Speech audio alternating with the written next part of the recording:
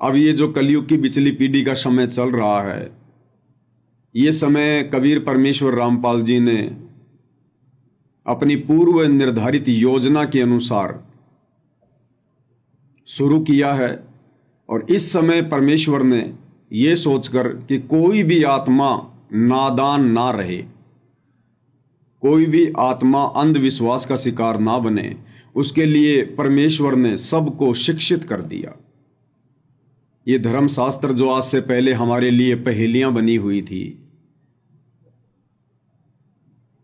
हमारे दादे परदादे गुजर गए, शरीर छोड़कर चले गए, लेकिन उन्होंने कभी वेदों की शक्ल तक नहीं देखी अपनी जिंदगी में, कभी गीता जी की शक्ल तक नहीं देखी होगी अपनी जिंदगी में। हम लोगों ने भी परमेश्वर रामपाल जी की शरण में आने से पहले केवल वेदों के नाम सुने थे, हमने कभी वेदों की शक्ल नहीं देखी थी। गीता जी, एक आध व्यक्ति गांव में जो ब्राह्मण समाज से होता था, वो अपनी जेब में एक छोटी सी गीता रखा करता था, लेकिन उसके अंदर क्या है वो किसी को नहीं पता होता था। तो अब परमेश्वर ने दया बख्शी, इस भक्ति युग में बच्चे बच्चे को शिक्षित कर दिया, बच्चे बच्चे को, बड़े बूढ़ों को परमात्मा ने साक्षरता अभियान चलवाकर शिक्षित करवा दिया। ऊपर से परमेश्वर ने ये विज्ञान हमें दे दी, जो कि अध्यात्म का एक पार्ट है, एक बच्चा है अध्यात्म का। जिस प्रकार हाथी के सामने मच्छर की क्या औकात, उसी प्रकार कबीर परमेश्वर सतगुरु रामपाल जी की आध्यात्मिक विज्ञान के आगे, उनकी शक्ति के आगे, उनके सामर्थ्य के आगे, ये विज्ञान, जिस विज्ञान को प्राप्त करके नादानी में ये दुनिया वाले खुद को ही भगवान समझ बैठे कि विज्ञान ने ये कर दिया, विज्ञान ने वो कर दिया, विज्ञान ने भाई और बहनों केवल विनाश का सामान तैयार किया, केवल विनाश का। विज्ञान हमें पतन की ओर ले जा सकती है यदि इस विज्ञान के साथ साथ हमें यह तत्व ज्ञान ना मिले तो। इस तत्व ज्ञान से परमेश्वर ने अपनी आत्माओं का रुख मोड़ दिया, अन्यथा ये भौतिक विज्ञान इंसान को पतन की ओर, विनाश की ओर लेकर जा रही है। अपने ही विनाश का सामान तैयार लोगों ने कर लिया, परमाणु बम बना लिए, मच्छर मारने के लिए थोड़ी बनाए, AK-47 बना ली, जेट विमान बना लिए, लड़ाकू विमान बना लिए, केवल इंसानों को मारने के लिए। तो इस भौतिक विज्ञान ने तो केवल इंसान के विनाश का सामान तैयार किया है। हम धन्यवाद करते हैं परमपिता परमेश्वर जी का, कबीर भगवान सतगुरु रामपाल जी का, जिन्होंने ये विज्ञान हम नीच आत्माओं को अपने चरणों में बैठा कर दी। अगर ये विज्ञान परमात्मा आज से 100 साल पहले दे देते या आज से 50 साल पहले दे देते, तो भाई और बहनों आज इस धरती पर कोई राम का नाम लेने वाला नहीं बसता, और ना सतगुरु रामपाल जी की कोई बात मानने वाला बसता कोई। लेकिन परमात्मा ने इस ढंग से, इस तरीके से हमें यह जहर पिलाया है ताकि हम जहर के अवगुण से भी परिचित हो जाएं और जहर से हम ऐसी औषधि बना सकें जो जहर को काट सके। अर्थात सतलोक से चलकर 8 सितंबर 1951 को परमेश्वर रामपाल जी भारतवर्ष की पवित्र भूमि पर सशरीर प्रकट हुए, शिशु रूप में लीला करते हुए। धीरे धीरे परमेश्वर ने 17 फरवरी 1988 तक एक आम व्यक्ति की भूमिका की कि समाज में एक सभ्य व्यक्ति कैसे रहता है, घर परिवार में कैसे रहता है, लोगों के साथ उसका बोलना, चलना, उठना, बैठना, व्यवहार, निगाह दृष्टि कैसी होती है। परमेश्वर ने ये भूमिका करके दिखाई। फिर 17 फरवरी 1988 को उन्होंने आदरणीय गरीबदास जी के 12वें पंथ में प्रवेश किया और 650 वर्ष पहले की तरह लीला करते हुए एक अच्छी आत्मा आदरणीय रामदेवानंद जी को अपना मुंह बोला गुरु धारण किया। और उसके बाद सन 1994 से परमेश्वर जी ने अपना यथार्थ 13वां कबीर पंथ शुरू किया।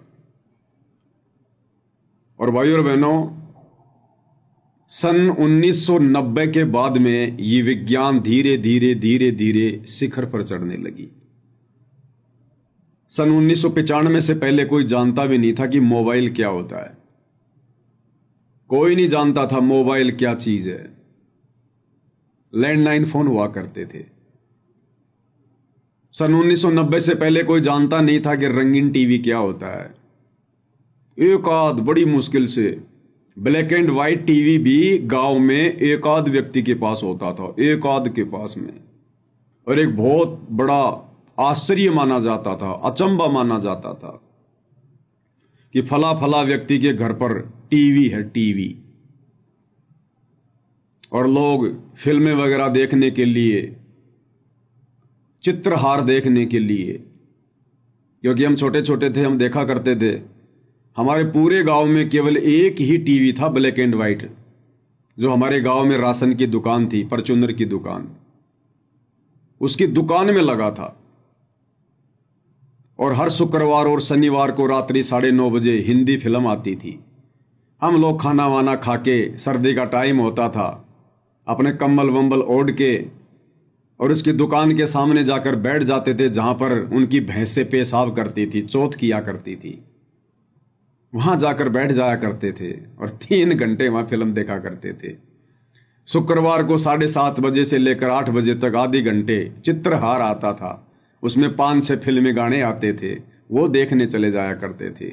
रविवार को शाम 4:30 बजे एक फिल्म आया करती थी, वो देखने चले जाया करते थे।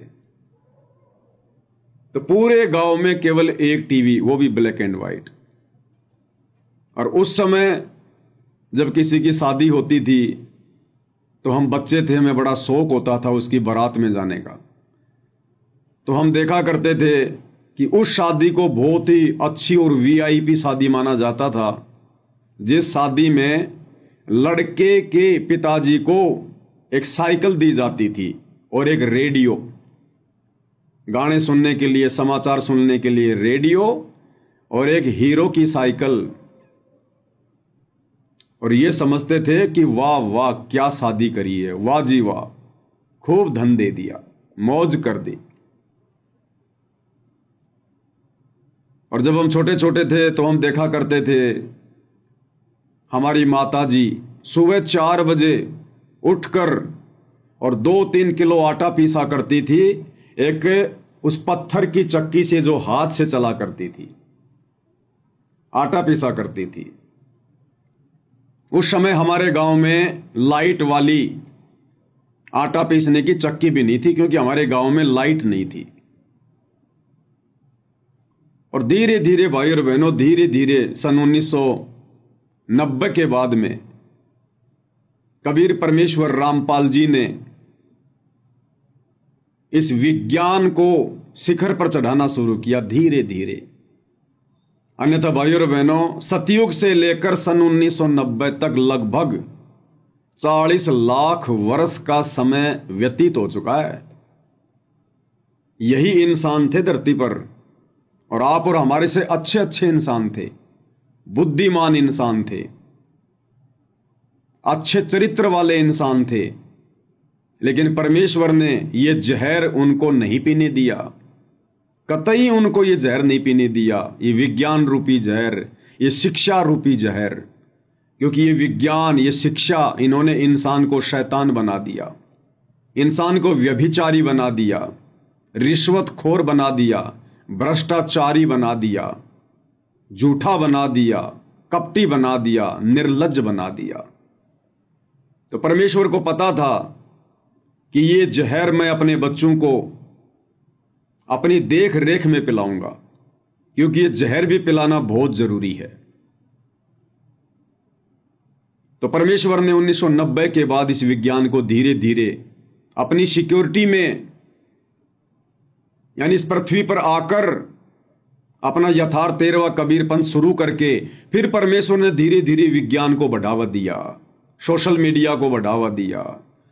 उसके बाद ये दुनिया भर के टीवी चैनल शुरू हो गए। अन्यथा पहले केवल एक ही चैनल था, DD1, दूरदर्शन DD1, उसके बाद में DD2 आया, फिर धीरे धीरे धीरे धीरे न्यूज चैनलों की बाढ़ सी आ गई, फिल्मी चैनलों की बाढ़ सी आ गई।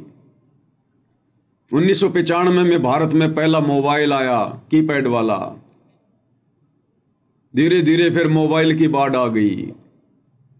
हर घर में गाड़ी घोड़े साधन मोटरसाइकिल वगैरह शुरू हो गई। ये प्रोजेक्टर वगैरह, बड़े बड़े टीवी, इनकी शुरुआत हो गई। तो परमेश्वर ने 1994 में अपना यथार्थ 13वां कबीर पंथ शुरू करके फिर परमेश्वर ने धीरे धीरे इस विज्ञान को आगे बढ़ाया ताकि ये जहर समाज पर ज्यादा असर ना कर सके, क्योंकि साथ में परमात्मा ने अपना तत्व ज्ञान भी देना शुरू कर दिया। इस विज्ञान के अवगुण बताने शुरू कर दिए, इस जहर के अवगुण बताने शुरू कर दिए, और इस विज्ञान रूपी और शिक्षा रूपी जहर के अवगुणों को निष्क्रिय करने के लिए परमेश्वर ने सत भक्ति देनी शुरू कर दी। और अब भाई और बहनों, वो समय आ चुका है, वर्तमान में विज्ञान अपने पीक टाइम पर है, और अब 2028 के बाद इस विज्ञान का धीरे धीरे पतन होना शुरू हो जाएगा। आज हम इस भौतिक जीवन में जो कुछ भी देख रहे हैं, जो ये भागा दौड़ मची हुई है, 2 टाइम की रोटी का रोड़ा नहीं है। कोई ये समझे कि इंसान 2 टाइम की रोटी के लिए दौड़ रहा है, नहीं। 2 टाइम की रोटी का तो इंसान को रोड़ा हो ही नहीं सकता, दिक्कत हो ही नहीं सकती,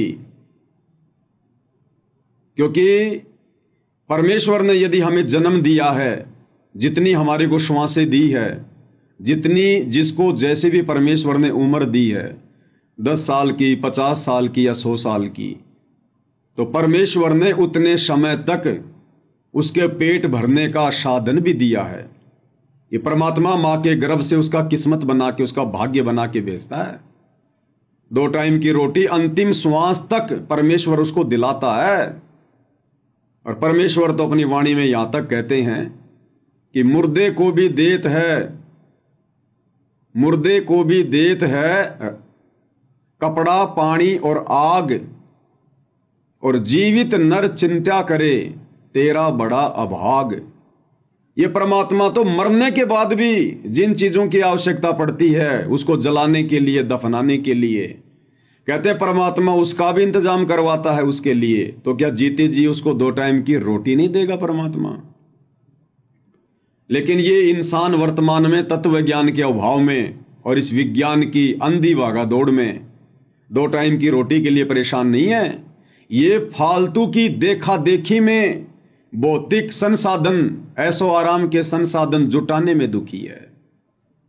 मेरे घर में फ्रिज भी होना चाहिए, मेरे घर में एसी भी होनी चाहिए, उसके घर में गाड़ी है, मेरे घर में भी होनी चाहिए। और काम करता है मजदूरी, काम करता है मजदूरी का, खेत में जाके फावड़ी चलाता है, खुरपी चलाता है, लेकिन लोगों की देखा देखी कि मेरे घर में भी गाड़ी होनी चाहिए। तो इस देखा देखी में इंसान अपने पैर के ऊपर कुल्हाड़ी मार रहा है।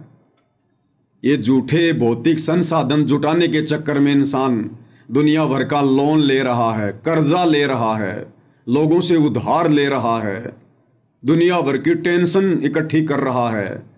मजे से 2 टाइम की रोटी खा रहा था, लेकिन किसी ने सलाह दे दी, सलाह दे दी तो पता नहीं उसने क्या क्या जुगाड़ कर लिए। अरे भाई एक काम कर, वहां पानी की किल्लत है, पीने का पानी बहुत कम है, वाटर प्यूरिफायर का काम शुरू कर दे, एक टेम्पू ले ले, 200-400 पानी की कैन ले ले, और 3-4 लाख की एक मशीन आएगी पानी साफ करने वाली। बस बल्ले बल्ले, लोगों के चक्कर में आके 5-10 लाख रुपए उधार लेके कर्जा करके, वो जो पहले से ही अपना मेहनत मजदूरी करके खा रहा था, परिवार पाल रहा था बढ़िया, लेकिन लोगों के कहने से और अधिक पैसा जुटाने के लिए लोभ लालच में आकर दुनिया की देखा देखी, और उसने वो धंधा शुरू कर दिया व्यर्थ का, फालतू का। अब यदि वो धंधा चल गया तो भी वो पूरी जिंदगी दुखी रहेगा, और वो धंधा नहीं चला तो वो दुखी है ही है। परमात्मा कहते हैं घाटे बादे सब जग दुखिया। घाटे यानी नुकसान हो जाए तो आदमी दुखी, क्योंकि इतना सारा पैसा लगाया और नुकसान हो गया, अब लोगों के तो देने पड़ेंगे ना, फिर वो दुखी रहेगा, टेंशन में रहेगा, जमीन बेचेगा और लोन लेगा, आगे से आगे वो दुखी होता चला जाएगा। और बादे, घाटे बादे सब जग दुखिया, बादे यानी लाभ में, अगर वो धंधा उसका चल गया, बढ़िया उसको प्रॉफिट हो गया, तो ये मन बड़ा पापी है, ये 2 ब्रांचें और खुलवाएगा कि एक पानी का सिस्टम और शुरू कर दे, बढ़िया कमाई हो रही है, और दूसरे में ऐसा घाटा लगेगा वो पहले वाला भी बर्बाद हो जाएगा। तो भाई और बहनों, ये शिक्षा,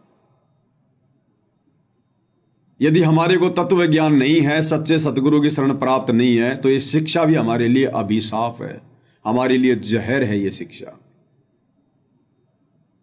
तो परमेश्वर सतगुरु रामपाल जी ने अपनी देख रेख में, अपनी ज्यूरिडिक्शन में, परमेश्वर ने ये विज्ञान दी संसार को। ये विज्ञान देनी जरूरी थी भाई और बहनों, ये शिक्षा देनी जरूरी थी, क्योंकि शिक्षा के अभाव में तो युगों युगों से हम अपने परमेश्वर को आंखों के सामने होते हुए भी अनदेखा करते हुए आ रहे हैं, क्योंकि हम इन शास्त्रों को पढ़ नहीं सकते थे, समझ नहीं सकते थे। इसलिए जैसा भी हमारे को समाज के ठेकेदारों ने, जो लोग शास्त्रों को जानते थे, अध्ययन करते थे, उन्होंने जैसा हमें भक्ति और भगवान के बारे में बताया, हमने स्वीकार कर लिया, और हम लोग शास्त्र अनुकूल सत भक्ति से वंचित रहे, और हमारी दुर्गति होती रही। मरने के बाद भूत बनते रहे, प्रेत बनते रहे, नरक में जाते रहे, 84 लाख योनियों में कष्ट उठाते रहे। तो परमेश्वर ने शिक्षा भी देनी जरूरी थी, और आज देखो ये शिक्षा आप और हमारे कितनी काम आ गई। आज पूज्य गुरुदेव भगवान ने हमें धर्मशास्त्र पढ़ा दिए, गीता, वेद, कुरान, पुराण, बाइबल, गुरु ग्रंथ साहिब, सदग्रंथ साहिब, कबीर सागर, सब कुछ पढ़ाया। यदि हम अनपढ़ होते तो भाई और बहनों, आज भी हम बहुत बड़ा धोखा खा जाते। सामने परमेश्वर खड़े हैं, लेकिन हम उनको पहचान नहीं पाते। तो इस शिक्षा से आज हमें फायदा मिल गया, हमने भगवान को पहचान लिया, हमने सत भक्ति को स्वीकार कर लिया, अपना लिया, और हम निसंशय हो गए। और दूसरी ये विज्ञान भी परमात्मा ने देनी बहुत जरूरी थी, क्योंकि 8-9 अरब की जनसंख्या पूरे विश्व की हो चुकी है, और एक व्यक्ति अपने दम पर लोगों को जा जाकर नहीं समझा सकता, नहीं जगा सकता। इसलिए परमेश्वर ने सबकी जेब में मोबाइल डाल दिए, घर घर में परमेश्वर ने मोबाइल पहुंचा दिए, टीवी चैनल लगवा दिए, इंटरनेट की सुविधा दे दी, सैटेलाइट लगवा दिए, वैज्ञानिकों में प्रेरणा करके। ये वैज्ञानिकों का दिमाग नहीं है, ये इंसान यही थे सतयुग से लेकर 1990 तक, यही था इंसान, धरती पर इंसान ही थे। सतयुग में भी इंसान थे, त्रेता में भी थे, द्वापर में भी थे, और हमसे अच्छे अच्छे इंसान थे, बुद्धिमान इंसान थे। त्रेता में श्री रामचंद्र जी, तीनों लोकों के भगवान, विष्णु के अवतार, समय देखने के लिए छोटी सी घड़ी भी नहीं बना पाए, गर्मी से बचने के लिए एक टूटा फूटा पंखा भी नहीं बना पाए। क्या उनको आवश्यकता नहीं थी? क्या उनको गर्मी नहीं लगती थी? क्या श्री रामचंद्र जी को मोबाइल की जरूरत नहीं थी? क्या उनके रिश्तेदार नहीं थे? क्या उनको गाड़ी की जरूरत नहीं थी आने जाने के लिए? क्या वो नहीं चाहते कि रोडें बहुत अच्छी हों? लेकिन घोड़े जोड़कर चला करते थे जंगलों के बीच से, टूटे फूटे रास्ते। द्वापर में श्री कृष्ण जी आए, हमसे तो ज्यादा दिमाग होगा, हमसे तो अच्छे महापुरुष थे, वो क्यों नहीं बना पाए कुछ भी?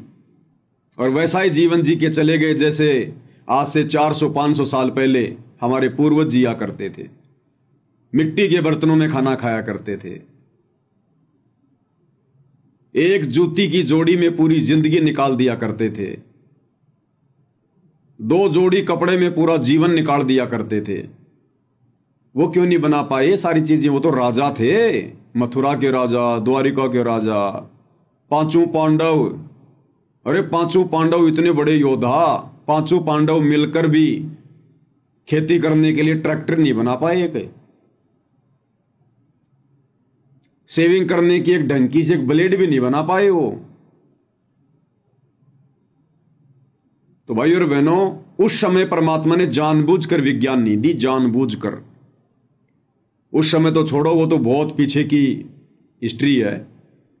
अगर सतगुरु रामपाल जी परमेश्वर आज से 100 साल पहले भी यदि विज्ञान को वैज्ञानिकों में प्रेरणा करके लागू करवा देते, आज हम जो ये भौतिक उपकरण देख रहे हैं, TV, radio, internet, mobile, satellite, television, news channel, यदि परमेश्वर रामपाल जी इन वैज्ञानिकों में प्रेरणा करके, जैसे वर्तमान में प्रेरणा करके बनवाए हैं, अगर 100 साल पहले बनवा देते और यदि ये शिक्षा शुरू करवा देते 100 साल पहले सभी के लिए, जैसे वर्तमान में सभी को पढ़ने लिखने का अधिकार है, यदि ये दोनों कार्य, ये विज्ञान और ये शिक्षा, यदि आज से 100 साल पहले परमेश्वर शुरू करवा देते, आज भाई और बहनों जानवरों से ज्यादा नीचा गिरा हुआ चरित्र इंसान का हो जाता।